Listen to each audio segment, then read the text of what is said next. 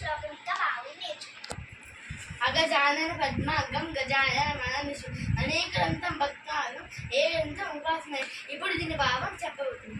అగజ అంటే పర్వతరాజు యొక్క పుత్రిక అయిన పార్వతీదేవి ఆనన యొక్క ముఖము పద్మ కమలముల వలె, అర్కం అంటే సూర్యుడు కిరణాలు తాకితే పద్మములు ఎలా వికసిస్తాయో పార్వతీదేవి అటువలే మురిసిపోతోంది. ఎందుకు?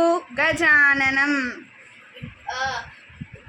ఏనుగు ముఖము కలిగిన వినాయకుడిని చూసి పార్వతీదేవి మురిసిపోతోంది. అటువంటి ఓ వినాయక, నేను అహర్నిశం ఎల్లవేళలా అనేకదం చాలా సార్లు భక్తానాం భక్తున్నైన నేను ఏకదంతం ఒక దంతం కలిగిన వినాయకుడా ఉపాస్మహే నేను నిన్ను ప్రార్థిస్తున్నాను.